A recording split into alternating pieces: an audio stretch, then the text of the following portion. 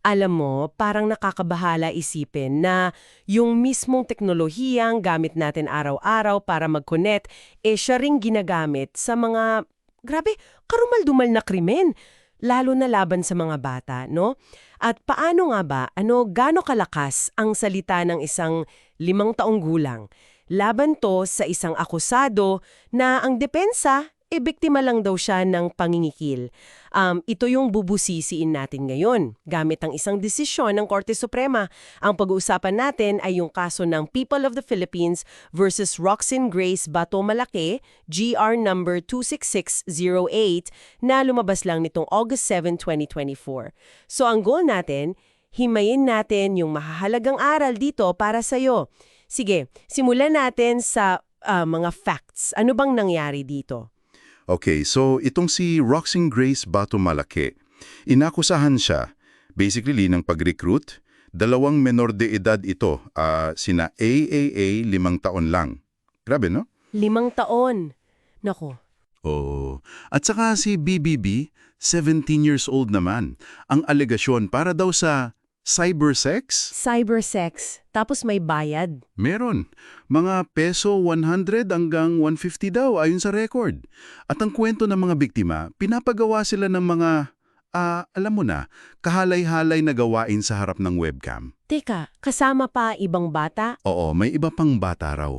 Habang may nanunood na dayuhan online, grabe yung exploitation. Naku po.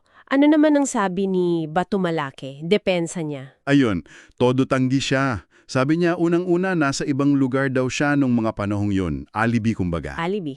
Okay. Tapos, sinabi rin niya na biktima lang daw siya ng pangingikil. Yun ang linya ng depensa niya. Pero ano ang naging hatol ng mga naunang korte? Yung RTC at CA? Ayun, pareho. Both yung Regional Trial Court, yung RTC, at yung sumunod yung Court of Appeals o CA, ang sabi nila, guilty si Bato Malaki. Guilty sa parehong biktima. Oo, guilty. Mas binigyan nila ng bigat yung mga testimonya ng mga bata, sina AHEY at BBB, pati nung isa pang testigo, CCC. Kasi daw kahit mga bata, detalyado at kapanipaniwala raw yung mga salaysay nila. So, binaliwala yung alibi niya. Oo, hindi pinaniwalaan yung denial at alibi. So ang hatol sa RTC at CA, guilty sa 2 kaso ng qualified trafficking in persons. Medyo mabigat to. Qualified trafficking. Okay. So, 2 korte na nagsabi. Dito na pumasok yung Korte Suprema, di ba? Ano yung naging tanong sa kanila? Tama ba yung hatol ng CA? Exactly. Umakyat sa Korte Suprema. At ang tanong nga, tama ba yung pagkakakonvict sa kanya for qualified trafficking sa parehong kaso? At ano ang sagot ng Supreme Court? Okay, dito medyo nagka-twist ng konti. Kinatigan ng Korte Suprema yung conviction, pero may binago sila. Doon sa kaso ni AA, yung 5 taong gulang. Yung mas bata. Oo, yung mas bata. Pinagtibay nila yung hatol na qualified trafficking in persons. Life imprisonment yan at 5 million pesos na multa. Ang basehan, malinaw daw na nakalagay doon sa information yung sakdal na minor de edad si AA. So nakasulat mismo sa papel ng kaso? Tama. At sabi ng batas, yung Anti-Trafficking Act or RA 9208, Section 6A, kapag bata ang biktima, automatic na qualified ang trafficking. Hindi na kailangan ng ibang proof ng force or deceit, kumbaga. Okay, malinaw yon para kay AA. Pero sabi mo may binago para kay BBB, yung 17 years old. Dito nga yung interesting part. Sa kaso ni BBB, binago yung hatol. Mula qualified trafficking, ginawa nilang trafficking in persons lang. Mas mababa ang parusa, 20 years imprisonment at 2 million pesos na multa. Teka, bakit? Napatunayan din namang menor de edad si BBB, di ba? 17 siya. Oo, napatunayan during trial na 17 siya, minor de edad pa rin. Pero, at ito yung crucial, hindi ito isinaad bilang qualifying circumstance doon mismo sa information na sinampa para sa kaso niya. Ha? So, kahit totoo at napatunayan na sa korte, kung hindi naisulat sa pinakaunang dokumento ng sakdal, hindi pwedeng gamitin para sa qualified? Ganun ba yon? Ganun nga. Napaka-importante pala ng technicality na yan. Kasi, karapatan daw ng akusado, under the Constitution, na malaman niya exactly kung ano yung krimen na binibintang sa kanya. Lahat ng detalye, kasama yung mga nagpapabigat na circumstances, dapat nandoon sa information.